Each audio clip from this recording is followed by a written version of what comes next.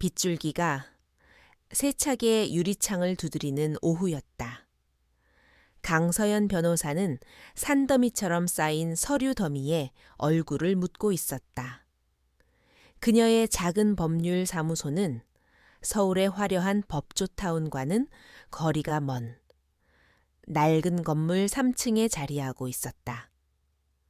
사무실의 낡은 책상과 삐걱거리는 의자는 그녀가 돈이나 명예보다는 신념을 좇는 변호사라는 사실을 묵묵히 증명하고 있었다. 그녀의 신념이란 법의 보호가 가장 절실한 사람들의 편에 서는 것이었다. 사무장이자 유일한 동료인 박 실장이 굳은 표정으로 서류철 하나를 들고 그녀의 책상으로 다가왔다. 그는 이 바닥에서 잔뼈가 굵은 베테랑이었고 승산 없는 싸움은 애초에 피하는 것이 상책이라고 믿는 현실주의자였다.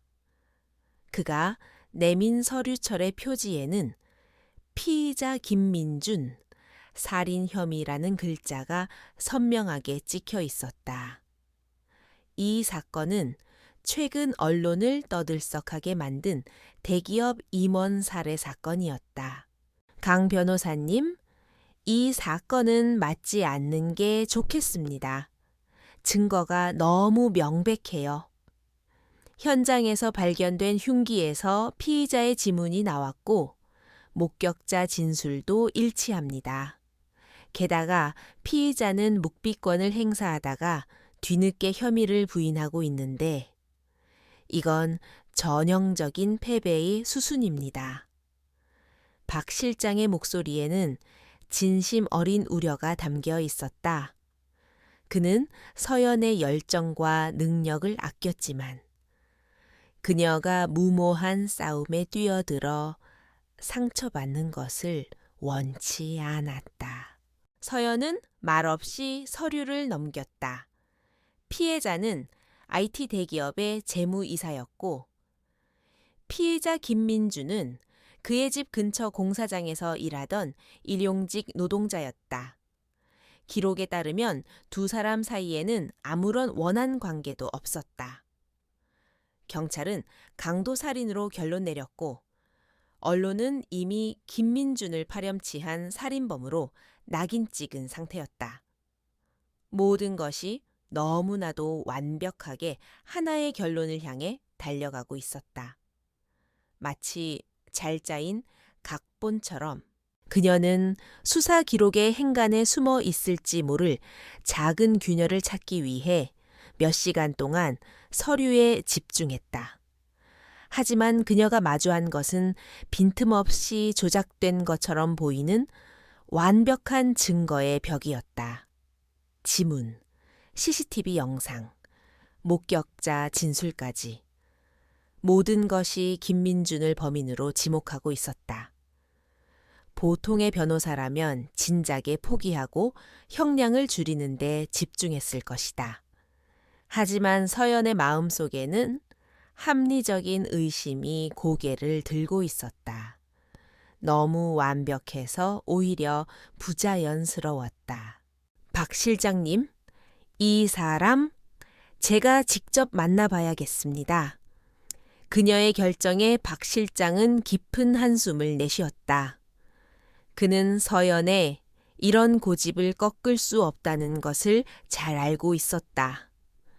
그녀는 한번 마음을 정하면 세상이 전부 등을 돌린다 해도 혼자서라도 그 길을 걸어갈 사람이었다. 서연은 겉으로는 차갑고 이성적으로 보였지만 그 내면에는 불의를 참지 못하는 뜨거운 심장을 가지고 있었다. 다음 날 서연은 서울구치소의 접견실에서 피의자 김민준과 마주 앉았다. 유리 칸막이 너머로 모습을 드러낸 남자는 언론에서 묘사하던 흉악한 살인범의 모습과는 거리가 멀었다.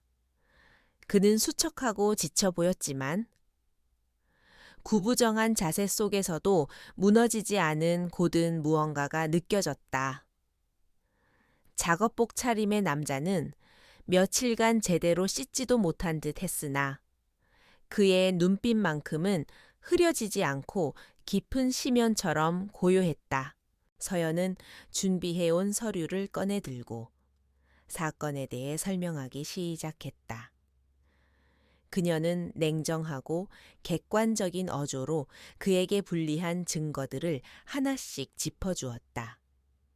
지문이 묻은 칼, 그의 작업화에 묻어있던 피해자의 혈흔, 그를 범인으로 지목한 목격자의 진술까지. 그녀의 말이 이어질수록 남자의 표정은 미동도 없었다.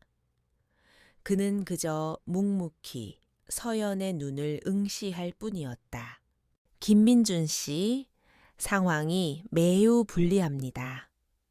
이 증거들만 본다면 재판에서 무죄를 주장하는 것은 거의 불가능에 가깝습니다. 지금이라도 혐의를 인정하고 반성하는 태도를 보인다면 형량을 줄일 수 있는 가능성이 있습니다. 변호사로서 드릴 수 있는 가장 현실적인 조언입니다. 그녀는 일부러 더 차갑게 말했다. 그의 반응을 떠보기 위함이었다. 정말로 억울한 사람이라면 이 순간 절망하거나 분노해야 마땅했다. 그녀의 말이 끝나자 처음으로 남자가 입을 열었다. 그의 목소리는 오랫동안 말을 하지 않은 사람처럼 거칠고 잠겨 있었다. 나는 사람을 죽이지 않았습니다. 짧고 단호한 한마디였다. 그의 목소리에는 어떤 꾸밈이나 거짓의 기색도 느껴지지 않았다. 그저 굳건한 사실을 전달할 뿐이었다. 그 순간 서연은 그의 눈빛 속에서 흔들림 없는 진실의 무게를 보았다. 그것은 단순한 부인이 아니었다. 모든 것을 잃고 세상의 끝에 내몰린 한 인간이 자신의 존엄성을 지키기 위해 내뱉는 마지막 절규와도 같았다. 그의 눈에는 짙은 절망과 함께 그보다 더 깊은 억울함이 담겨 있었다. 마치 거대한 폭풍우가 휘몰아치는 밤바다처럼 그의 침묵 속에는 수많은 이야기와 감정들이 소용돌이치고 있었다. 서연은 자신도 모르게 그 눈빛에 압도당했다. 서연은 수많은 범죄자들을 만나봤다. 그들의 거짓말과 변명, 교활한 눈빛에 익숙했다. 하지만 김민주는 달랐다. 그의 눈은 거짓을 말하는 자의 눈이 아니었다. 오히려 거대한 음모에 휘말려 모든 것을 빼앗기고 자신의 목소리마저 잃어버린 자의 눈이었다.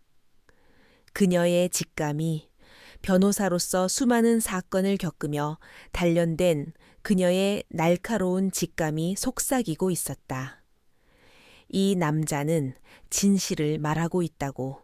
접견 시간이 거의 끝나갈 무렵 서연은 결심을 굳혔다. 그녀는 모든 서류를 가방에 집어넣고 자리에서 일어났다. 그리고 유리 칸막이 너머의 남자를 향해 단호하게 말했다. 이 결정이 앞으로 그녀의 인생을 얼마나 위험하고 험난한 길로 이끌지 알 수 없었다. 하지만 그녀는 외면할 수 없었다. 저 절망적인 눈빛 속에 담긴 진실의 외침을 제가 당신의 변호를 맡겠습니다. 그녀의 말에 남자의 눈동자가 미세하게 흔들렸다. 처음으로 그의 무표정한 얼굴에 작은 균열이 생기는 순간이었다. 서연은 그의 눈에서 희미한 빛을 보았다.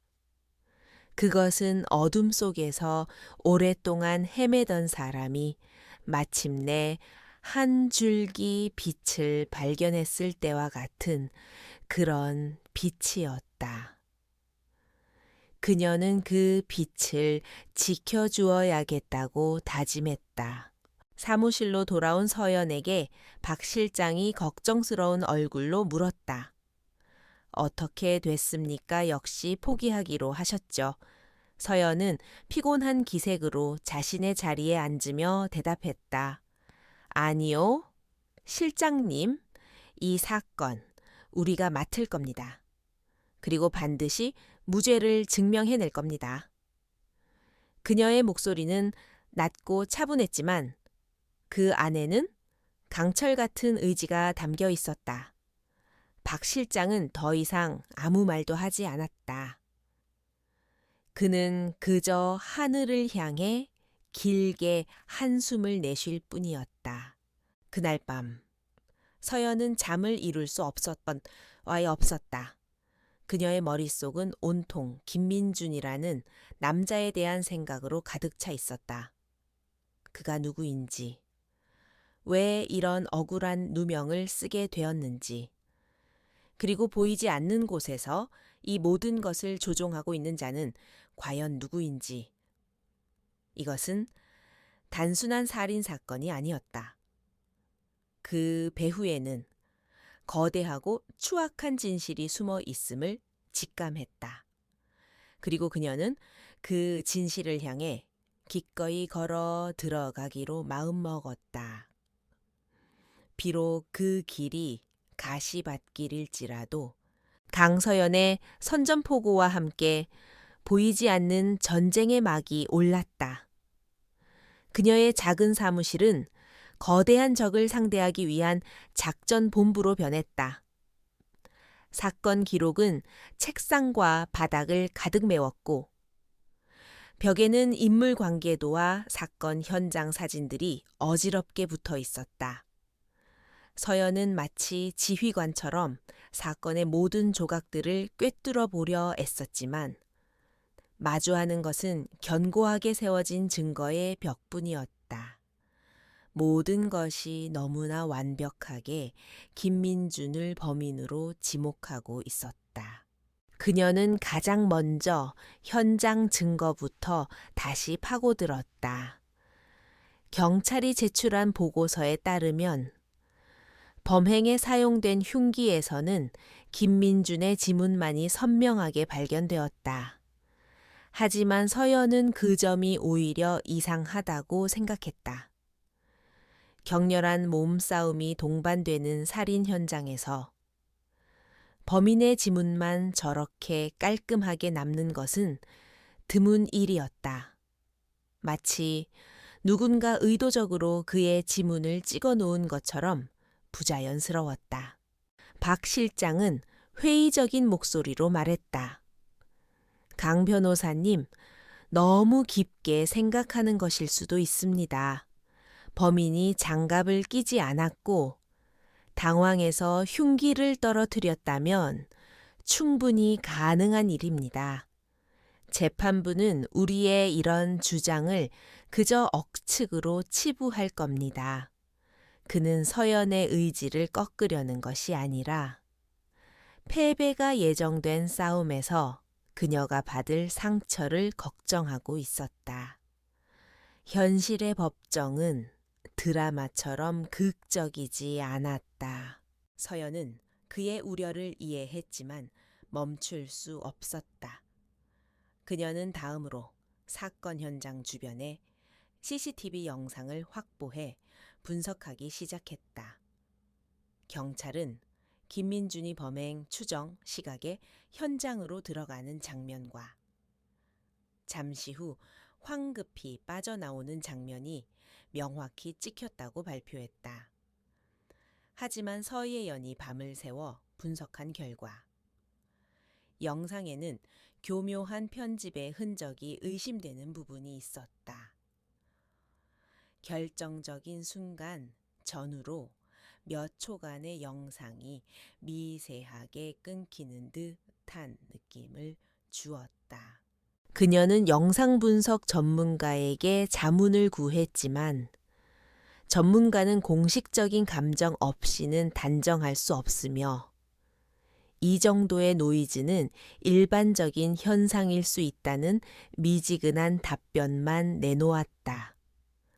법원에 증거 보전 신청을 했지만 이미 경찰과 검찰의 조사가 끝났다는 이유로 기각되었다. 보이지 않는 손이 그녀가 진실에 다가서려는 모든 길목을 미리 차단하고 있는 듯한 기분이었다. 답답함에 가슴이 턱 막혀왔다. 가장 결정적인 증거는 목격자의 진술이었다.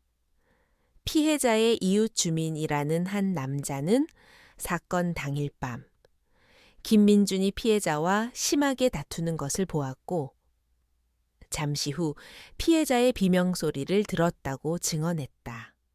그의 진술은 너무나 구체적이고 일관성이 있었다. 서연은 직접 그 목격자를 찾아갔다. 고급 아파트에 사는 그는 불안한 기색을 감추지 못하며 서연을 경계했다. 저는 그저 제가 본 것을 말했을 뿐입니다.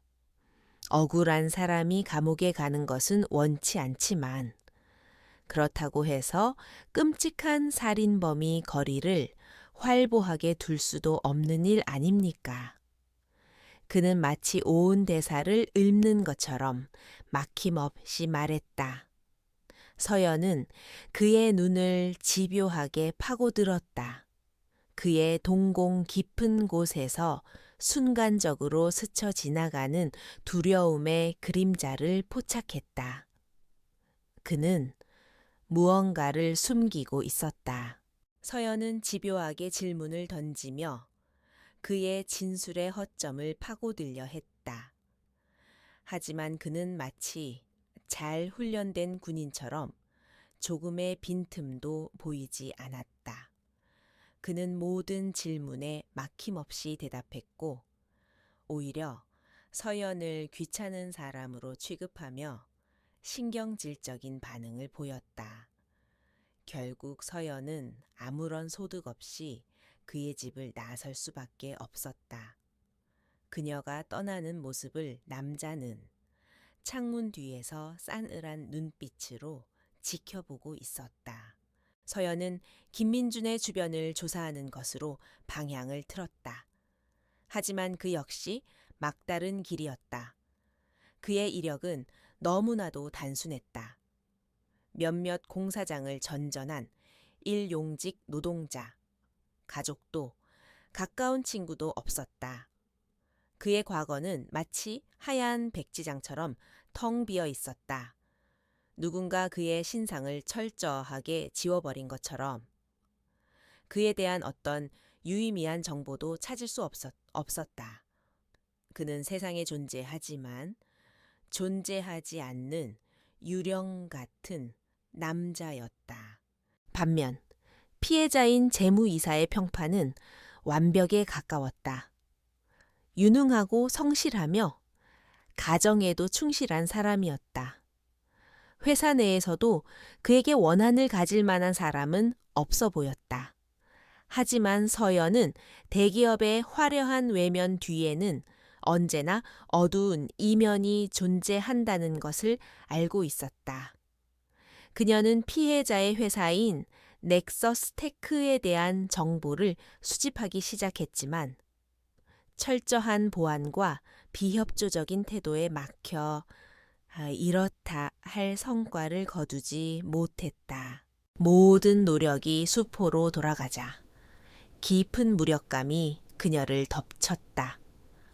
상대는 마치 안개 속에 숨어 모습을 드러내지 않으면서 그녀의 모든 움직임을 손바닥 보듯 꿰뚫어 보고 있는 것 같았다.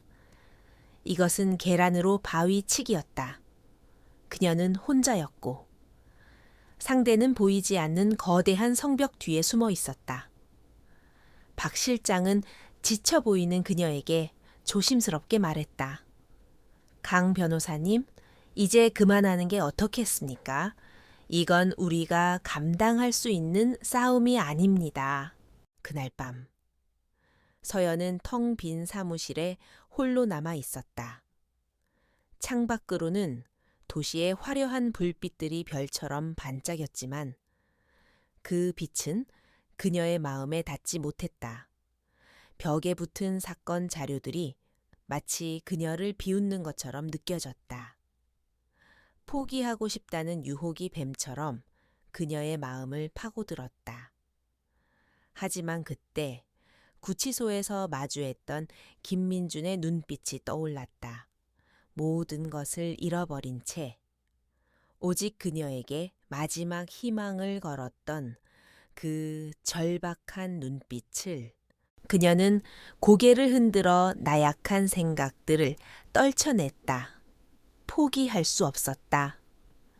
이 완벽해 보이는 벽에도 분명 어딘가에는 균열이 있을 것이다.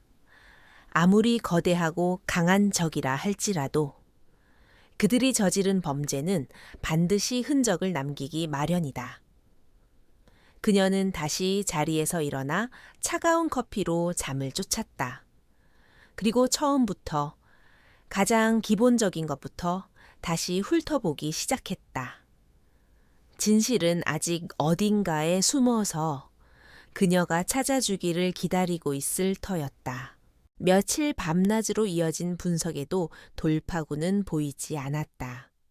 강서연은 핏발 선눈으로 모니터를 응시하며 절망감에 휩싸였다. 그녀의 등 뒤에서 박 실장은 안타까운 표정으로 서류를 정리하고 있었다. 그는 서연의 건강이 걱정되었지만 한 번 몰두하면 누구의 말도 듣지 않는 그녀의 성격을 알기에 그저 묵묵히 자리를 지킬 뿐이었다. 모든 증거는 여전히 김민준을 범인이라고 소리치고 있었다. 서연은 거의 반사적으로 CCTV 영상을 다시 재생했다. 수백 번도 더 돌려본 이제는 모든 장면이 머릿속에 각인된 그 영상이었다. 김민준으로 지목된 남자가 피해자와 실랑이를 벌이는 짧은 순간 화질이 좋지 않아 표정은 거의 보이지 않았지만 두 사람의 격한 움직임은 선명했다. 그녀는 무의식적으로 영상을 프레임 단위로 끊어서 보기 시작했다. 한 프레임, 또 한 프레임, 의미 없는 동작들이 느리게 흘러갔다. 바로 그 순간이었다. 그녀의 눈이 번쩍 뜨였다. 너무나도 사소해서 경찰도, 그녀 자신도 수백 번을 보고도 놓쳤던 결정적인 위화감, 피해자의 왼손 손목이었다. 사건 현장 사진 속 피해자는 분명 값비싼 스위스제 명품 시계를 차고 있었다. 유족 진술에 따르면 그 시계는 그가 생명처럼 아끼던 물건으로 외출 시에는 단 한 번도 빼놓은 적이 없다고 했다. 그런데 영상 속에서 피해자로 보이는 남자의 손목은 텅 비어 있었다. 심장이 세차게 뛰기 시작했다. 이것이 무엇을 의미하는가 강도 살인이라면 범인은 당연히 그 값비싼 시계를 훔쳐갔어야 했다. 하지만 시계는 시신과 함께 현장에 남아 있었다. 그렇다면 피해자는 범인과 실랑이를 벌이기 직전에 시계를 풀었다가 살해당하기 직전에 다시 찾다는 말인가? 그것은 상식적으로 말이 되지 않았다. 온몸에 소름이 돋았다. 이것이 바로 그녀가 찾던 균열이었다. 실장님, 이것 좀 보세요. 그녀의 흥분한 목소리에 박 실장이 놀라 달려왔다. 서연은 모니터의 영상과 현장 사진을 번갈아 가리키며 자신의 발견을 설명했다. 박 실장의 눈이 점점 커졌다. 그는 처음에는 반신반의했지만 서연의 논리적인 설명을 듣고는 이내 심각한 표정으로 변했다. 이것은 작지만 사건의 전제를 뒤흔들 수 있는 강력한 모순이었다. 그렇다면 영상 속의 남자가 피해자가 아닐 수도 있다는 겁니까? 박 실장의 목소리가 떨렸다. 그 가설은 너무나도 대담해서 현실성이 없어 보였다. 하지만 다른 합리적인 설명이 떠오르지 않았다. 누군가가 의도적으로 피해자와 비슷한 체형의 인물을 내세워 김민준과 다투는 장면을 연출하고 그것을 CCTV에 찍히게 한 것이라면 이 사건은 처음부터 끝까지 거대한 연극이었을지도 모른다. 이 작은 발견 하나가 서연에게 새로운 희망과 방향을 제시했다. 그녀는 더 이상 거대한 벽 앞에서 좌절하지 않았다. 이제 그녀에게는 공격할 지점이 생긴 것이다. 그녀의 전략은 명확해졌다. 김민준의 무죄를 입증하는 것을 넘어 이 사건이 철저하게 조작되고 연출된 범죄라는 사실을 밝혀내야 했다. 그러기 위해서는 먼저 피해자의 시계에 얽힌 비밀부터 파헤쳐야 했다. 그녀의 움직임은 즉시 보이지 않는 적을 자극한 듯 했다. 며칠 후 서연은 변호사협회로부터 한 통의 징계 심해 출석 요구서를 받았다. 내용은 지난번 만났던 목격자를 부적절한 방법으로 협박하고 회유하려 했다는 것이었다. 명백한 거짓이자 음해였다. 상대방이 법조계에까지 영향력을 행사할 수 있는 막강한 힘을 가졌다는 증거였다. 이것은 그녀의 변호사 생명을 끊어버리겠다는 노골적인 경고였다. 박 실장은 당장 이 사건에서 손을 떼야 한다고 격앙된 목소리로 말했다. 이건 단순한 사건이 아닙니다. 강 변호사님 상대는 우리 사무실 하나쯤은 벌레처럼 밟아 죽일 수 있는 자들입니다. 이러다가는 변호사 자격까지 박탈당할 수 있어요. 그의 말은 틀리지 않았다. 서연 역시 두려움을 느꼈다. 하지만 여기서 물러선다면 그녀는 평생 자신을 용서할 수 없을 것 같았다. 그리고 그날 밤 진짜 위협이 찾아왔다. 야근을 마치고 늦은 시간에 퇴근했던 서연은 다음 날 아침 난장판이 된 사무실을 마주해야 했다. 자물쇠에는 정교한 기술로 뜯겨 있었고 사무실 내부는 마치 폭풍이 휩쓸고 간 듯했다. 하지만 이상하게도 컴퓨터나 귀중품은 전혀 사라지지 않았다. 오직 김민준의 사건 파일만이 바닥에 어지럽게 흩어져 있었다. 누군가 파일을 샅샅이 뒤진 흔적이 역력했다. 이것은 절도나 강도가 아니었다. 명백한 침입이자 협박이었다. 우리는 네가 어디서 무엇을 하는지 모두 알고 있다. 더 이상 나서지 마라. 그런 무언의 메시지가 사무실의 공기를 무겁게 짓누르고 있었다. 경찰에 신고했지만 그들은 단순 좀도둑의 소행으로 결론 내리며 대수롭지 않게 사건을 종결하려 했다. 이미 경찰 내부에도 적의 손길이 뻗어 있음을 직감할 수 있었다. 박 실장은 하얗게 질린 얼굴로 서연을 바라보았다. 이제 정말 위험합니다. 그만두세요. 제발. 그의 목소리에는 애원이 담겨 있었다. 서연은 잠시 눈을 감았다. 심장은 공포로 차갑게 식어갔지만 머릿속은 오히려 명료해졌다.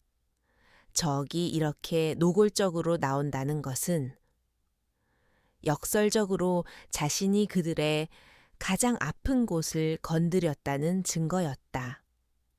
그들은 그녀가 무언가를 발견했다는 사실에 극도로 불안해하고 있었다. 서연은 흩어진 서류들을 하나씩 집어들며 마음을 다잡았다. 두려움이 분노로 그리고 다시 차가운 결의로 바뀌고 있었다. 그녀는 더 이상 혼자가 아니었다. 이제 적은 스스로 모습을 드러내기 시작했다. 이 싸움은 김민준 한 사람을 구하는 것을 넘어 법과 정의의 이름으로 거대한 불의에 맞서는 그녀 자신의 싸움이 되었다. 그녀는 결코 물러서지 않을 것이다. 적의 경고는 강서연을 위축시키기는커녕 오히려 그녀의 투지를 불태웠다. 사무실을 침입한 행위는 그들이 얼마나 절박한지를 보여주는 증거였고 그녀가 진실의 턱 밑까지 추격해왔다는 반증이었다. 이제 이 싸움은 단순히 변호사로서의 의무를 넘어선 그녀 자신의 신념을 지키기 위한 전쟁이 되었다.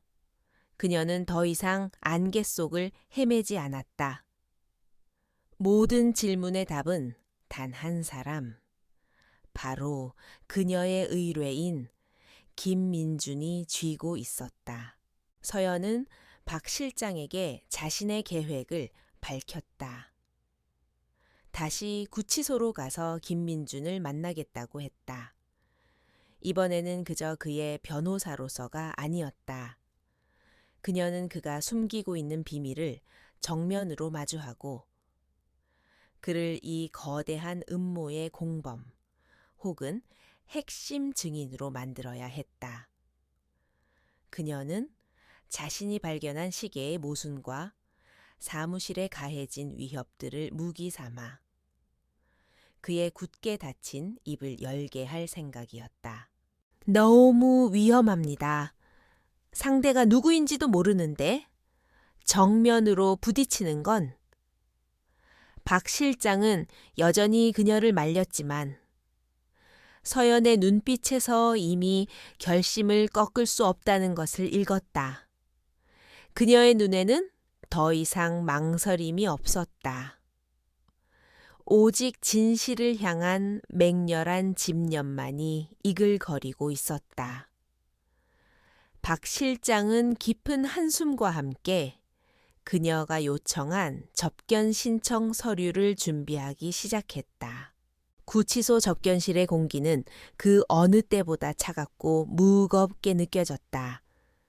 유리 칸막이 너머로 모습을 드러낸 김민주는 며칠 전보다 더 수척해 보였지만 그의 눈빛만큼은 여전히 깊이를 알 수 없는 호수처럼 고요했다. 그는 서연의 얼굴에 드리워진 긴장감을 읽은 듯 말없이 그녀를 응시했다. 서연은 서류 가방을 열지 않고 두 손을 테이블 위에 깍지 낀 채 그를 똑바로 마주 보았다. 당신은 김민준이 아니죠. 서연은 서론 없이 단다우츠루적으로 물었다. 그녀의 돌발적인 질문에 남자의 눈썹이 미세하게 꿈틀거렸다. 하지만 그는 여전히 침묵을 지켰다. 서연은 그의 반응에 개의치 않고 말을 이었다. CCTV 영상 속 남자는 피해자가 아니었습니다. 누군가 교묘하게 연출한 장면이었어요. 그리고 제가 그 사실을 알아내자마자 제 사무실에 누군가 침입했고 변호사협회에 거짓 투서가 들어왔습니다. 그녀는 잠시 숨을 고른 뒤 몸을 앞으로 기울이며 목소리를 낮췄다. 상대는 제가 당신의 사건을 계속 맡는 것을 원치 않아요. 그들은 당신이 영원히 살인범 김민준으로 감옥에서 썩기를 바라고 있지요. 당신이 누군지, 무슨 비밀을 가졌는지는 모르겠습니다. 하지만 한 가지는 확실해요. 당신이 계속 침묵한다면 당신은 그들의 뜻대로 될 겁니다. 그리고 진실은 영원히 묻히겠지요. 그녀의 모든 말을 묵묵히 듣고 있던 남자의 눈빛이 서서히 변하기 시작했다. 고요하던 그의 눈동자에서 날카로운 경계심과 냉철한 분석의 빛이 스쳐 지나갔다. 그는 더 이상 무기력한 피해자가 아니었다. 마치 먹잇감을 앞에 둔 맹수처럼 눈앞의 변호사가 자신의 비밀을 감당할 만한 인물인지 가늠하고 있었다. 긴 침묵이 흘렀다. 접견실의 시계 초침 소리만이 두 사람 사이의 팽팽한 긴장감을 더욱 고조시켰다. 마침내 그가 입을 열었다. 내가 진실을 말하면 당신은 감당할 수 있겠소. 그의 목소리는 이전과 달리 낮고 깊은 울림을 담고 있었다. 그 안에는 단순한 노동자에게서는 찾아볼 수 없는 오랜 시간 수많은 사람들을 지휘해온 자의 무게감과 카리스마가 배어 있었다.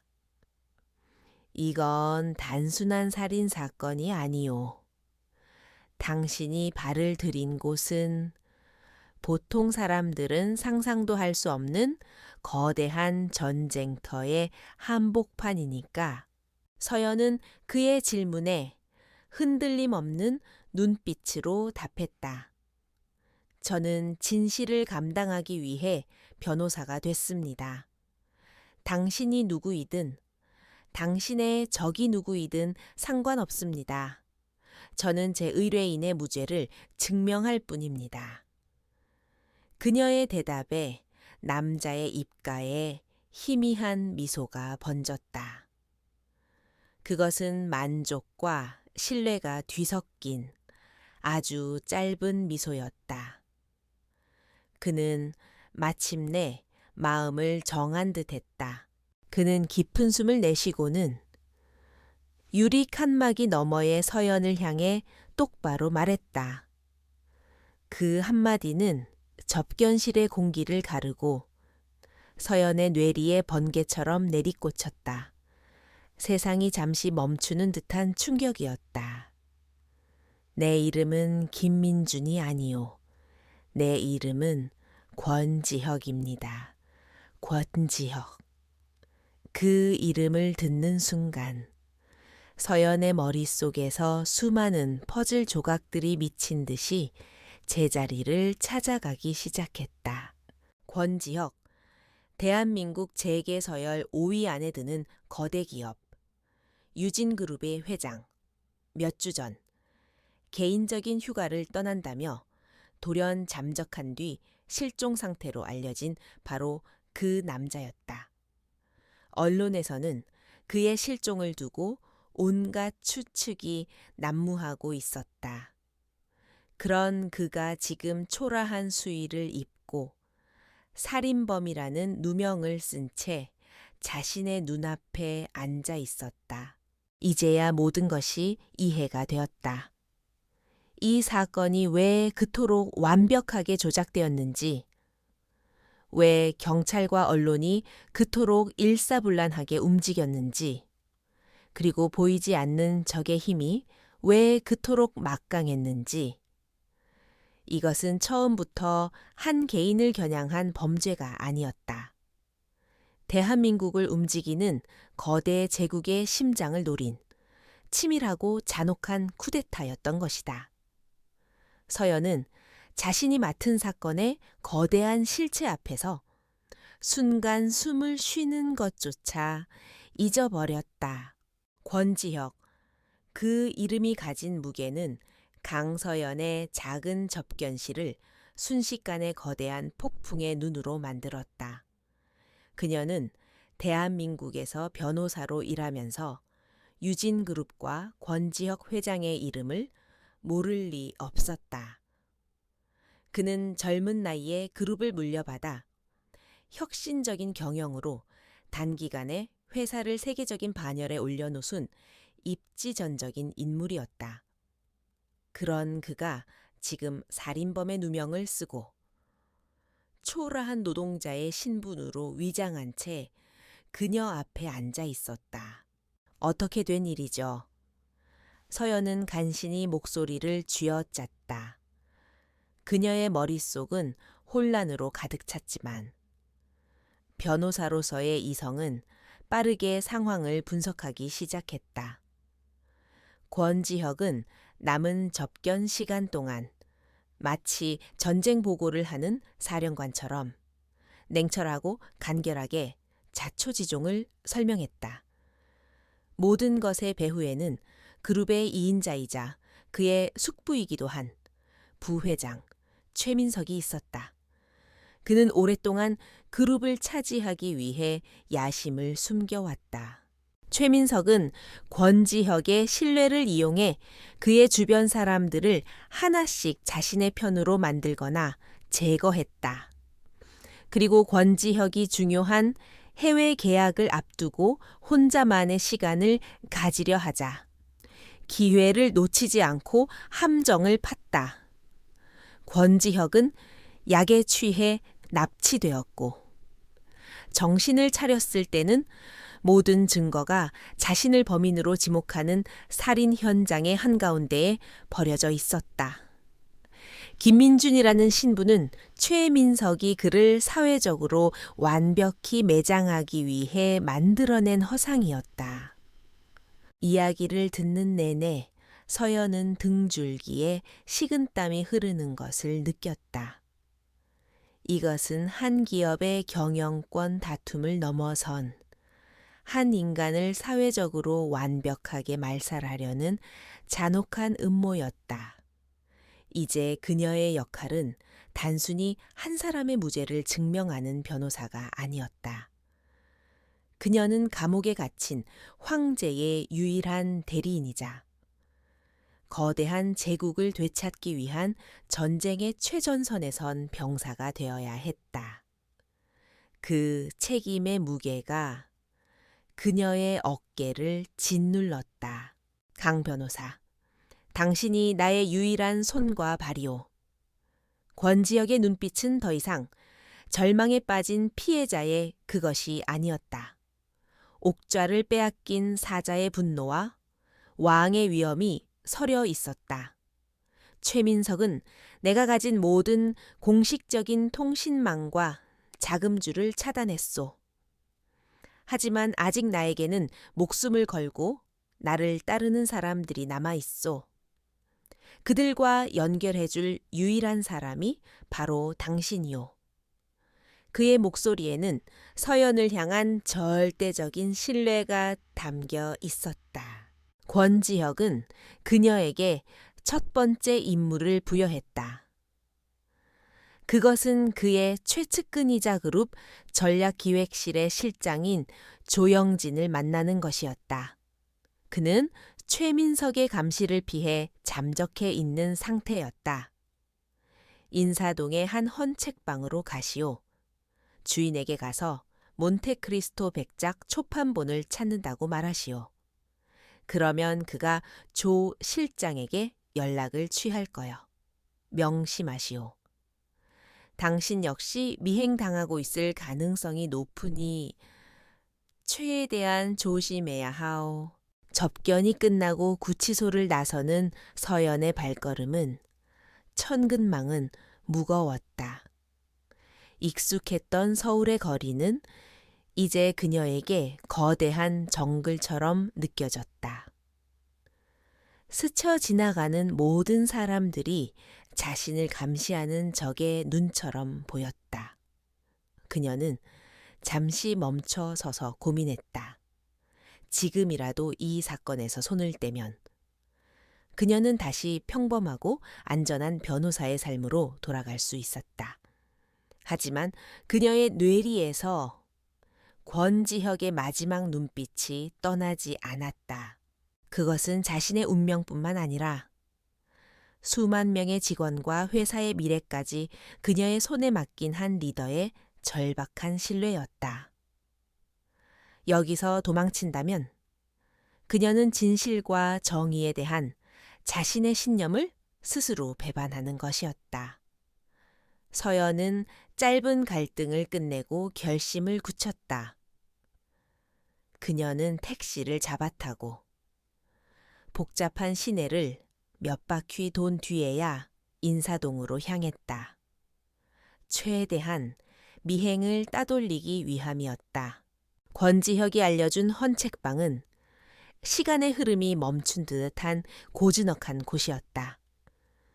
낡은 책 냄새가 가득한 서가 사이를 지나 그녀는 백발이 성성한 주인에게 다가갔다. 몬테크리스토 백작 초판본을 찾으러 왔습니다. 그녀의 말에 노인은 잠시 그녀를 빤히 쳐다보더니 말없이 안쪽으로 안내했다. 책방 뒤편에는 예상치 못한 작은 다실이 있었고 그곳에 한 남자가 초조한 얼굴로 앉아 있었다. 바로 조영진 실장이었다. 조영진은 극도의 경계심을 품고 서연을 맞았다. 그는 권지혁 회장이 실종된 이후 최민석의 살벌한 숙청을 피해 숨어 지내고 있었다. 당신을 어떻게 믿지? 그의 날카로운 질문에 서연은 권지혁이 미리 알려준 두 사람만이 아는 과거의 작은 에피소드를 이야기했다. 그 말을 듣고 나서야 조영진의 얼굴에서 경계심이 무너지고 안도와 반가움이 뒤섞인 복잡한 표정이 떠올랐다. 회장님께서는 무사하신 겁니까? 그의 떨리는 목소리에 서연은 조용히 고개를 끄덕였다. 그녀는 권지혁이 처한 상황과 최민석의 음모에 대해 설명했다. 조영진은 주먹을 불끈 쥐며 분노를 감추지 못했다. 그는 최민석이 회사를 장악한 뒤 어떻게 회장님의 사람들을 내쫓고 회사를 사유화하고 있는지에 대해 설명했다. 그는 오랫동안 방역의 기회를 노렸지만 구심점 없이 흩어져 있는 충성파들을 모을 방법이 없었다. 이제 강서연이라는 연결고리가 생겼다. 감옥에 갇힌 왕과 숨어 지내던 그의 충신이 마침내 연결된 순간이었다. 혼자만의 외로운 싸움이 아니었다. 이제 그녀의 뒤에는 유진그룹의 보이지 않는 세력이 함께하게 될 것이다. 조영진의 눈에는 다시금 희망과 투지가 타오르고 있었다. 이제부터 제가 변호사님의 그림자가 되어 드리겠습니다. 회 회장님을 구하고 그룹을 되찾기 위한 모든 것을 준비하겠습니다. 비로소 거대한 방역의 서막이 오르고 있었다. 헌책방 뒤편의 작은 다실은 이제 유진그룹을 되찾기 위한 비밀사령부가 되었다. 강서연과 조영진 실장, 그리고 그가 목숨을 걸고 규합한 몇몇 핵심 측근들이 어두운 조명 아래 모여 앉았다. 이들의 유일한 사령관인 권지혁 회장은 차가운 감옥 독방에 갇혀 있었지만 그의 날카로운 지략은 서연이 법률 서류로 위장해 전달하는 비밀 메시지를 통해 이곳까지 생생하게 전달되고 있었다. 모든 것이 조심스러웠고 모든 움직임은 계산되어야 했다. 권지혁이 세운 전략의 핵심은 양동작전이었다. 두 개의 전선을 동시에 형성하여 적을 혼란시키고 양쪽에서 압박하여 결국 무너뜨리는 것이었다. 첫 번째 전선은 법정이었다. 강서연이 홀로 맡아야 할 공개적인 싸움의 장. 두 번째 전선은 어둠 속에서 움직이는 비밀 작전이었다. 조영진 실장과 그의 팀이 맡아 최민석 부회장의 자금줄과 인맥을 파헤치는 은밀한 전쟁터였다. 최민석의 가장 큰 약점은 그의 탐욕과 오만함이요. 권지혁은 메시지를 통해 명확한 지침을 내렸다. 그는 자신이 모든 것을 통제하고 있다고 믿고 있기에 예상치 못한 곳에서 균열이 생기면 반드시 과민하게 반응하며 실수를 저지르게 될 것이요. 우리는 그 실수를 유발하고 놓치지 말아야 하오. 그의 전략은 적의 강점을 역이용하는 고도의 심리전이었다. 서연은 법정에서 자신이 맡을 역할을 설명했다. 그녀의 계획은 방어가 아닌 적극적인 공격이었다. 먼저 시계의 모순을 근거로 현장 CCTV 영상에 대한 독립적인 전문가의 재감정을 신청할 겁니다. 동시에 유일한 목격자의 증언에 신빙성이 없음을 주장하며 그의 과거 행적과 재정 상태에 대한 조사를 법원에 요청할 계획입니다. 그녀의 목소리에는 흔들림이 없었다. 그녀는 더 이상 평범한 변호사가 아니었다. 그녀는 조영진 실장에게 목격자의 뒷조사를 부탁했다. 그의 은행 계좌에 출처가 불분명한 거액이 입금된 기록이 있는지, 혹은 최민석 부회장 측과 어떤 형태로든 연결된 고리가 있는지를 찾아내야 했다. 그것만 증명할 수 있다면 법정에서 그의 증언을 단번에 뒤집을 수 있었다. 법정에서의 싸움은 보이지 않는 곳에서의 정보전과 긴밀하게 연결되어 있었다. 이어서 조영진 실장이 비밀 작전의 계획을 밝혔다. 그의 팀은 유진그룹 내부에 아직 남아있는 소수의 충성파들을 통해 그림자 감사팀처럼 움직일 예정이었다. 최민석은 그룹의 해외 자회사 몇 개를 통해 비자금을 조성하고 있습니다. 회장님께서 이미 의심하고 계셨던 곳들입니다. 저희는 그 자금의 흐름을 역추적하여 그 돈이 이번 사건을 조작하고 검경의 인물들을 매수하는 데 사용되었다는 증거를 찾아낼 것입니다. 그들의 적은 단지 최민석 한 사람이 아니었다. 그의 뒤에는 돈과 권력으로 엮인 거대한 카르텔이 존재했다. 정계, 재계, 그리고 법조계까지 그의 손길이 뻗어 있었다. 서연이 법정에서 마주해야 할 상대는 단순히 담당 검사가 아니라 최민석의 비호 아래 움직이는 거대한 권력의 일부였던 것이다. 이 싸움이 얼마나 위험하고 어려운지를 모두가 다시 한번 실감하며 회의실에는 무거운 침묵이 흘렀다. 첫 번째 작전이 결정되었다. 서연은 다음 날 즉시 법원에 증거 재감정 신청서를 제출하기로 했다.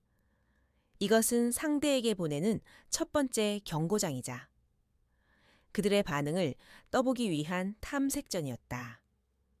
같은 시각 조영진의 팀은 최민석의 비자금 창구로 의심되는 페이퍼 컴퍼니의 서버에 대한 접근을 시도하기로 했다. 두 개의 전선에서 마침내 첫 번째 포성이 울리게 되는 것이었다. 회의가 끝나고 각자 흩어질 시간이었다. 어둠 속으로 사라지는 조영진과 그의 팀원들의 뒷모습에서 비장함이 느껴졌다. 서연은 홀로 남아 복잡한 심경을 다스렸다. 거대한 비밀을 공유한 이들과의 연대감은 든든했지만 동시에 모든 것이 실패했을 때의 결과를 생각하면 아찔한 두려움이 엄습했다. 하지만 그녀는 이미 주사위를 던졌다. 이제는 앞으로 나아갈 뿐이었다. 다음 날 아침, 서연은 그 어느 때보다 단단한 표정으로 법원으로 향했다. 그녀의 손에 들린 서류 가방 안에는 단순히 법률 서류뿐만 아니라 거대한 제국의 운명과 한 남자의 인생, 그리고 그녀 자신의 모든 것이 담겨 있었다. 법원의 높은 계단을 오르는 그녀의 발걸음은 조금도 망설임이 없었다. 보이지 않는 전쟁의 첫 번째 전투가 이제 막 시작되려 하고 있었다. 유진그룹의 꼭대기층. 회장의 자리를 가로챈 최민석 부회장은 거대한 유리창 너머로 서울의 야경을 내려다보고 있었다. 그의 손에는 방금 보고받은 서류가 들려 있었다. 강서연이라는 이름의 변호사가 법원에 제출한 증거, 재감정 신청서였다. 그의 입가에 차가운 비웃음이 걸렸다. 그는 처음 이 사건을 보고받았을 때 이름 없는 작은 사무실의 변호사 하나쯤은 큰 변수가 되지 않으리라 생각했다. 오만함이 부른 실수였다. 파리 한 마리가 꽤나 성가시게 구는군. 최민석은 곁에 선 비서실장에게 나직이 말했다. 그의 목소리는 얼음처럼 차가웠다. 더는 이 파리가 윙윙거리는 소리를 듣고 싶지 않네. 날개를 꺾어버리게. 다시는 날아오를 생각도 못하도록. 그의 명령은 곧 법이었다. 유진그룹이라는 거대한 기계가 오직 한 사람, 강서연을 파괴하기 위해 움직이기 시작했다. 그의 방식은 언제나 교활하고 잔인했다. 서연은 곧바로 최민석의 반격을 온몸으로 느끼게 되었다. 그녀가 제출한 모든 신청은 기다렸다는 듯이 기각되었다. 법원은 증거 능력이 충분하며 재감정의 필요성이 없다는 기계적인 답변만 되풀이했다. 담당 판사는 노골적으로 그녀를 무시했고 검찰 측은 예비 심리에서 그녀의 주장을 소설 같은 억측이라며 공개적으로 조롱했다. 법정이라는 신성한 공간은 이미 최민석의 보이지 않는 손에 의해 완벽히 장악되어 있었다. 법적인 공격이 막히자 더욱 비열한 공격이 시작되었다. 며칠 후 한 인터넷 언론사에서 강서연에 대한 악의적인 기사가 터져 나왔다. 과거 그녀가 변호했던 형사사건의 피고인이 출소 후 다른 범죄를 저질렀다는 사실을 끄집어내어 그녀를 범죄자를 옹호하는 변호사로 매도했다. 기사에는 그녀의 사진과 사무실 주소까지 공개되었다. 그때부터 사무실에는 온갖 협박 전화와와 악성 민원이 빗발쳤다. 박 실장은 이제 정말 한계라며 그녀를 설득하려 했다. 이건 미친 짓입니다. 저들은 우리를 사회적으로 매장시키려 하고 있어요. 회장님을 구하는 것도 중요하지만 이러다간 우리 목숨이 먼저 위험해집니다. 그의 절규에도 서연은 흔들리지 않았다. 오히려 적의 비열한 공격은 그녀의 확신을 더욱 굳건하게 만들었다. 그들이 이렇게까지 나온다는 것은 자신이 진실의 가장 핵심에 근접했다는 의미였으니까. 그러던 중 예상치 못한 연락이 왔다. 사건의 유일한 목격자인 박 씨의 아내라고 밝힌 여자였다. 그녀는 흐느끼는 목소리로 자신의 남편이 위증을 했으며 그 증거를 가지고 있다고 했다. 최민석 측의 협박 때문에 어쩔 수 없이 거짓 증언을 했지만 이제 와서 양심의 가책을 견딜 수 없다는 것이었다. 그녀는 돈이 급하게 필요하다며 증거를 넘기는 대가로 현금을 요구했다. 이것은 명백한 함정일 가능성이 높았다. 조영진 실장 역시 절대 나가서는 안 된다고 경고했다. 하지만 서연에게는 다른 선택지가 없었다. 법정에서의 모든 길이 막힌 지금. 이것이 유일한 돌파구일지도 몰랐다. 그녀는 위험을 감수하기로 했다. 이 기회를 놓치면 우리는 영원히 권 회장님의 무죄를 증명할 수 없게 될지도 모릅니다. 제가 직접 확인해야겠습니다. 그녀의 결심은 확고했다. 약속 장소는 으슥한 지하 주차장이었다. 서연은 만일의 사태에 대비해 모든 대화를 녹음할 준비를 했다. 약속된 시간에 한 여자가 나타나 주변을 살피며 그녀에게 다가왔다. 여자는 불안에 떨며 돈 가방을 먼저 요구했고 서연이 가방을 건네받아 내용물을 확인하려는 바로 그 순간이었다. 갑자기 사방에서 수십 개의 카메라 플래시가 동시에 터졌다. 강서연 변호사 증인 매수 현장을 잡았습니다. 미리 잠복해 있던 기자들과 검찰 수사관들이 순식간에 그녀를 둘러쌌다. 그녀의 손에는 돈 가방이 들려 있었고 목격자의 아내라는 여자는 비명을 지르며 바닥에 주저앉아 그녀가 자신을 협박했다고 울부짖었다. 모든 것이 완벽하게 짜인 연극이었다. 서연은 순식간에 정의로운 변호사에서 승소를 위해 증인을 매수하려 한 파렴치한 범죄자로 전락했다. 서연은 차갑게 식어가는 몸을 가눌 수 없었다. 눈앞이 하얘지고 수많은 카메라 렌즈들이 마치 총구처럼 그녀를 겨누고 있는 것 같았다. 이것이 최민석이 준비한 결정타였다. 그녀의 법적인 생명은 물론 인간으로서의 존엄성까지 한꺼번에 무너뜨리려는 잔혹하고 치명적인 함정. 그녀는 이제 살인범의 변호사가 아니라 그 자신, 이 파렴치한 범죄의 피의자가 되어버렸다.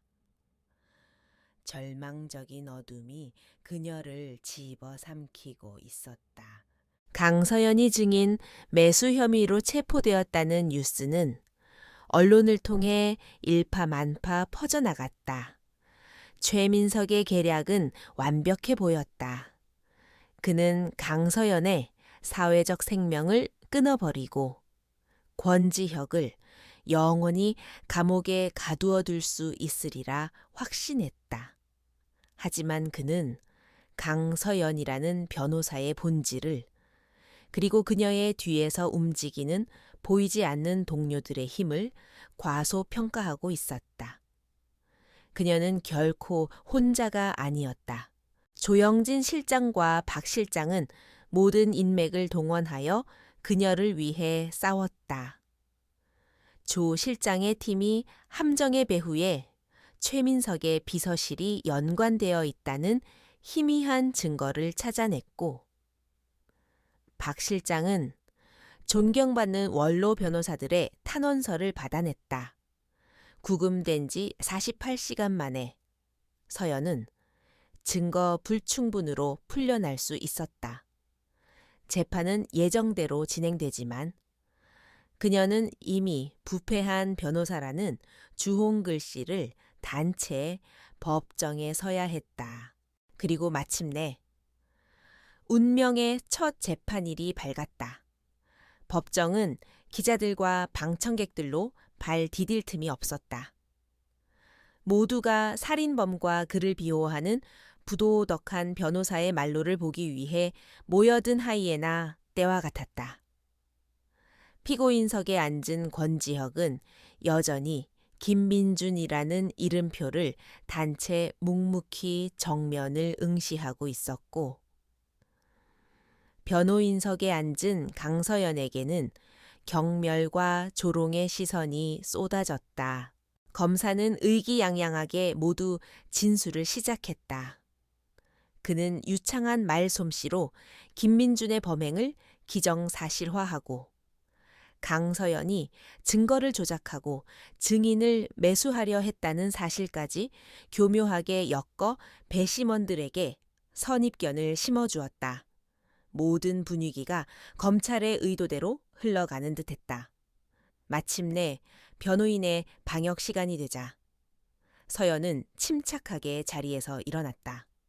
그녀의 눈빛에는 두려움이나 위축감이 아닌 차가운 분노와 강철 같은 의지가 서려 있었다. 그녀는 첫 번째 증인으로 사건 현장의 감식 반장을 불렀다.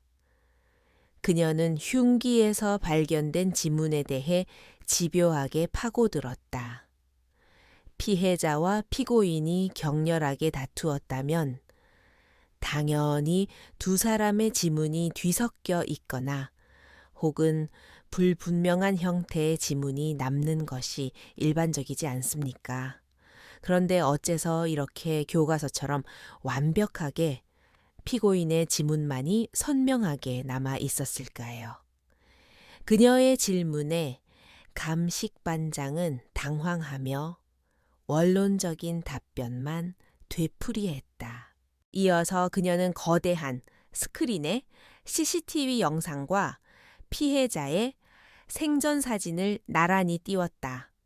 그리고는 문제의 시계를 확대했다. 검찰 측은 이 영상이 피고인의 범행을 입증하는 결정적 증거라고 주장합니다. 하지만 보시다시피 영상 속 남자의 손목은 비어 있습니다.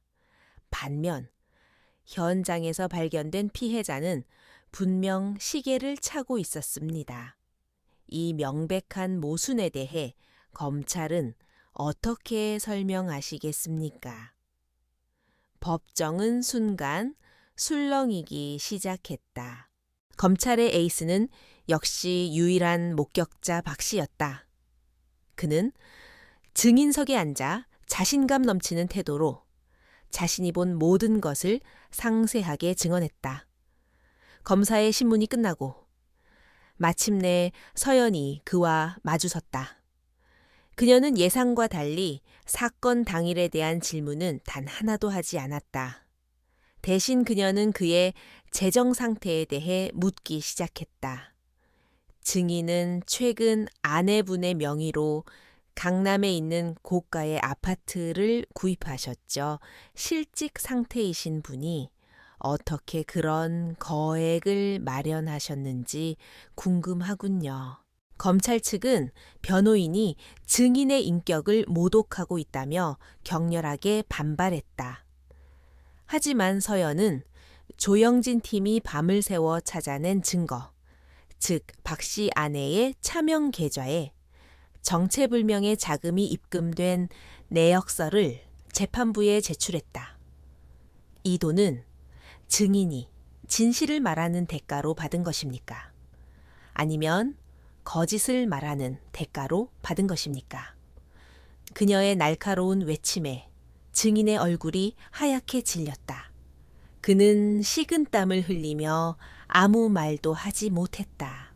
서연은 마지막 일격을 가했다. 그녀는 법정의 모든 이들이 볼 수 있도록 커다란 사진 한 장을 제시했다. 그것은 목격자 박 씨와 최민석 부회장이 한 고급 룸살롱에서 다정하게 어깨 동무를 하고 있는 사진이었다.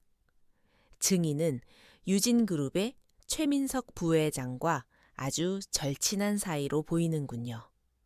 혹시 증인이 법정에서 증언한 모든 것들이 친구인 최 부회장을 돕기 위한 거짓말은 아니었습니까? 그 순간 증인은 완전히 무너져 내렸다. 그는 자리에서 벌떡 일어나 횡설수설하며 자신은 아무것도 모른다고 소리치기 시작했다. 법정은 순식간에 아수라장이 되었다. 재판장은 급히 휴정을 선언했다. 검찰 측의 가장 강력한 무기가 바로 그들의 눈앞에서 산산조각 난 순간이었다.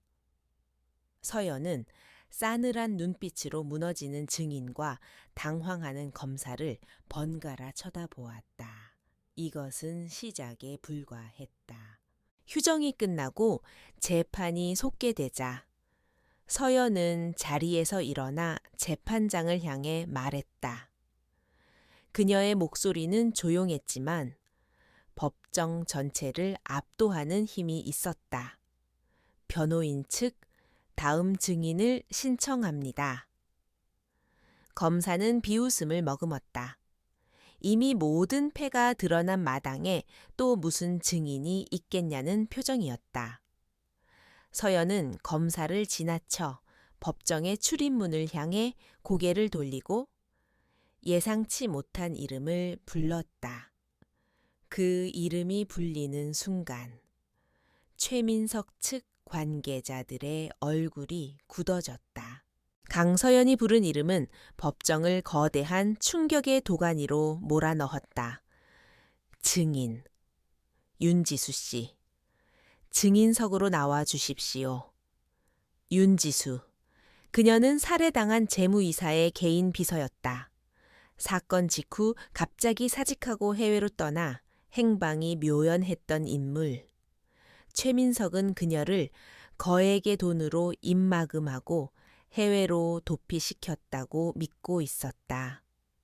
하지만 조영진의 팀은 그녀를 찾아냈고 진실을 밝힐 수 있도록 설득하는 데 성공했다. 창백한 얼굴의 윤지수가 증인석에 앉자 검사를 포함한 최민석의 사람들은 패닉에 빠졌다. 이것은 그들의 시나리오에 전혀 없던 일이었다. 서연은 동요하는 법정의 분위기를 장악하며 차분하게 신문을 시작했다.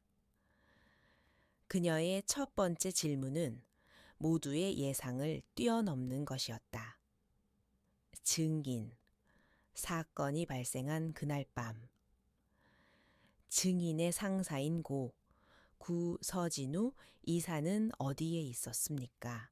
윤지수는 떨리는 목소리로 하지만 분명하게 대답했다. 이민호 이사님은 자택에 계시지 않았습니다. 법정이 다시 한번 술렁였다. 그럼 어디에 있었습니까? 서연이 주의궁했다. 윤지수는 피고인석에 앉은 권지혁을 한번 바라본 뒤 결심한 듯 입을 열었다. 그날 밤 서 이사님은 권지혁 회장님과 함께 강원도에 있는 비밀 별장에서 만나고 계셨습니다. 그것은 권지혁의 완벽한 알리바이를 증명하는 폭탄 선언이었다. 같은 시각 유진그룹 본사에서는 긴급 이사회가 소집되고 있었다. 최민석 부회장의 독단적인 경영에 반발하는 일부 이사들이 주도한 자리였다. 최민석은 코웃음 치며 이사회를 제압하려 했다. 하지만 바로 그 순간 회의장의 모든 스크린에 갑자기 영상이 재생되기 시작했다. 영상에 등장한 것은 잠적했던 조영진 실장이었다. 그는 최민석의 비자금 내역, 횡령, 주가 조작의 증거들을 만천해 폭로하기 시작했다. 이것은 조영진 팀이 준비한 결정타였다. 그들은 이사회가 열리는 시간에 맞춰 모든 언론사와 금융감독원에 동시에 증거 자료를 발송했다. 유진그룹의 주가는 폭락하기 시작했고 뉴스 속보에는 최민석의 이름이 오르내렸다. 법정의 방청객들 역시 스마트폰을 통해 이 사실을 실시간으로 접하며 경악을 금치 못했다. 법정 안과 밖에서 최민석을 향한 거대한 포위망이 동시에 조여들고 있었다. 법정의 서연은 이 기회를 놓치지 않았다. 그녀는 증인 윤지수를 통해 사건의 모든 진실을 낱낱이 밝혀냈다. 서진우 이사는 최민석의 비리를 눈치채고 이를 권지혁 회장에게 보고하기 위해 비밀리에 만남을 가졌던 것이었다. 하지만 이 정보가 사전에 유출되었고 최민석은 사람을 보내 서 이사를 살해한 뒤 미리 준비해둔 닮은 꼴의 대역과 약에 취한 권지혁을 이용해 완벽한 살인 사건을 조작했다. 윤지수는 눈물을 흘리며 최민석이 자신의 가족을 위협하며 침묵을 강요했다고 증언했다. 그녀의 증언은 너무나도 구체적이고 생생해서 법정에 있는 그 누구도 의심할 수 없었다. 검사는 넋이 나간 표정으로 앉아 있었고 재판장은 엄숙한 얼굴로 모든 진술을 기록했다. 모든 퍼즐 조각이 맞춰지며 최민석이라는 괴물의 추악한 민낯이 드러나는 순간이었다. 한편 자신의 사무실에서 이 모든 상황을 실시간으로 지켜보던 최민석은 이성을 잃고 있었다. 법정에서는 자신의 범죄가 폭로되고 회사에서는 자신의 비리가 만천해 공개되었다. 믿었던 측근들은 연락이 두절되었고 그의 전화는 빗발치는 항의와 비난으로 불통이었다.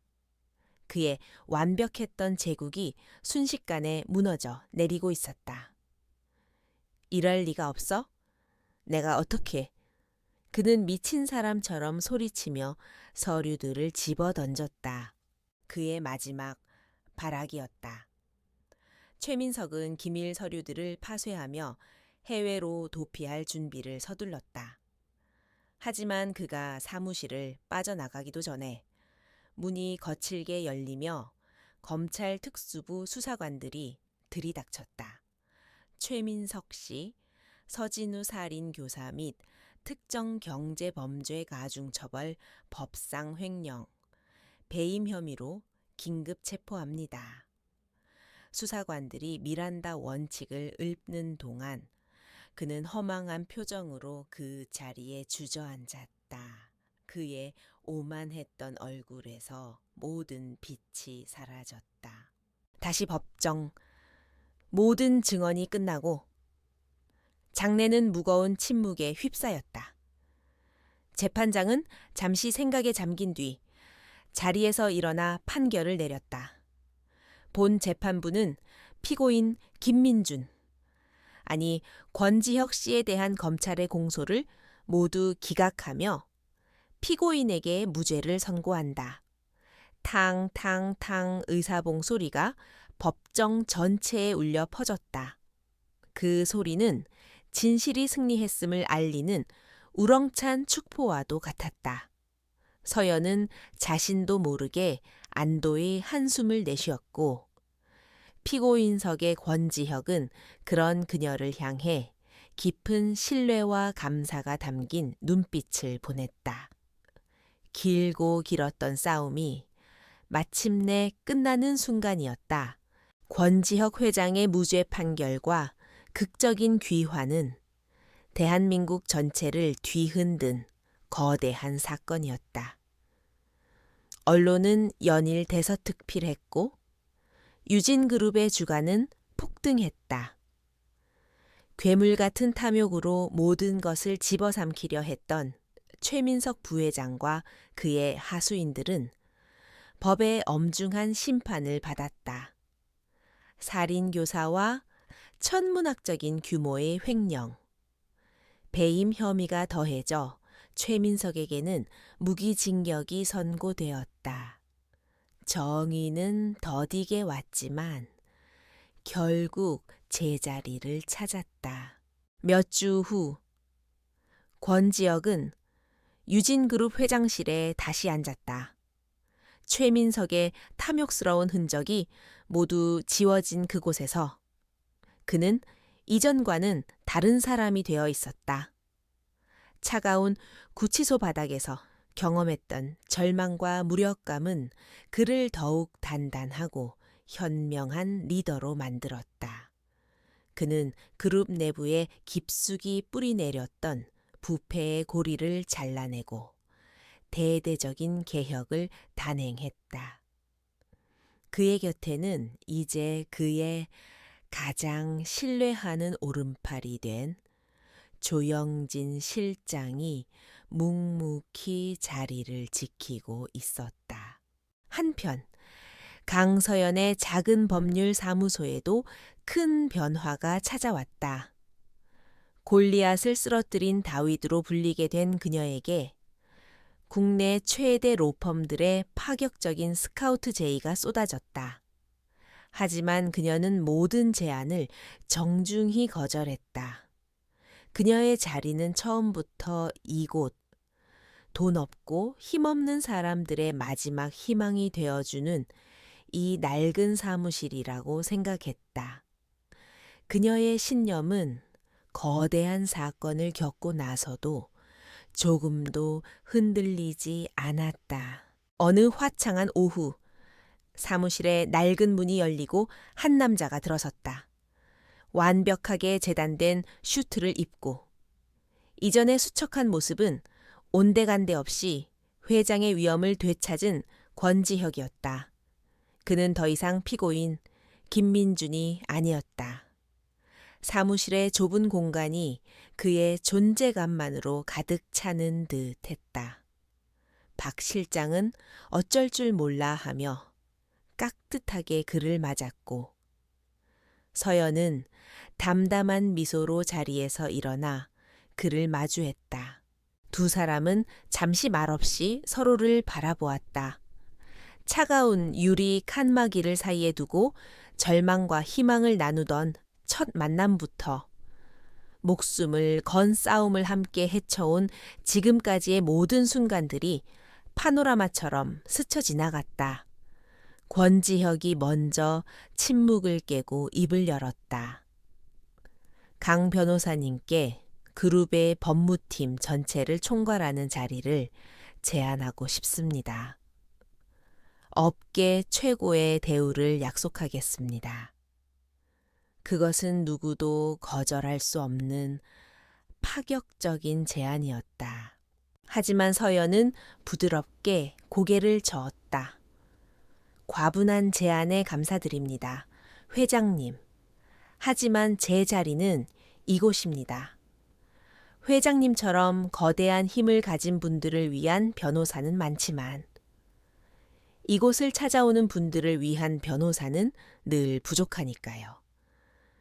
그녀의 대답에 권지혁은 잠시 놀란 듯했으나 인내 깊은 이해와 존경이 담긴 미소를 지었다. 그는 그녀가 그런 사람이기에 자신이 모든 것을 걸고 그녀를 믿었음을 다시 한번 깨달았다. 그는 고개를 끄덕이며 준비해온 서류를 내밀었다. 변호사님의 뜻을 존중합니다. 그렇다면 제가 변호사님의 신념을 지키는 일에 작은 힘이라도 보탤 수 있게 해 주십시오. 서류의 내용은 의로운 법률 재단의 설립에 관한 것이었다. 유진그룹의 전폭적인 지원 아래 억울하게 누명을 쓴 사회적 약자들에게 무료로 법률 지원을 해주는 재단이었다. 그리고 그 재단의 이사장 이름에는 강서연 석자가 선명하게 적혀 있었다. 서연은 순간 말을 잇지 못했다. 이것은 단순한 보수가 아니었다. 그는 돈이나 명예가 아닌 그녀가 평생을 바쳐 지켜온 신념과 가치를 존중하고 그것을 지지하겠다는 약속을 건넨 것이었다. 그녀의 눈시울이 뜨거워졌다. 감사합니다. 회장님. 그녀의 진심 어린 인사에 권지혁은 따뜻한 미소로 화답했다. 이제 두 사람 사이에는 의뢰인과 변호사라는 관계를 넘어선 깊은 인간적인 유대와 신뢰가 자리 잡고 있었다. 권지혁이 돌아간 후 서연은 창가에 서서 분주하게 움직이는 도시의 풍경을 내려다보았다. 거대한 불의가 승리하는 것처럼 보였던 세상은 결국 신념을 잃지 않은 사람들의 용기를 통해 제 모습을 되찾았다. 앞으로도 그녀는 이 자리에서 자신이 지켜야 할 것들을 위해 묵묵히 싸워 나갈 것이다. 이제 그녀는 더 이상 혼자가 아니었다. 그녀의 등 뒤에는 세상에서 가장 든든한 동지가 함께하고 있었다. 정의의 새벽은 그렇게 조용하지만 힘차게 밝아오고 있었다.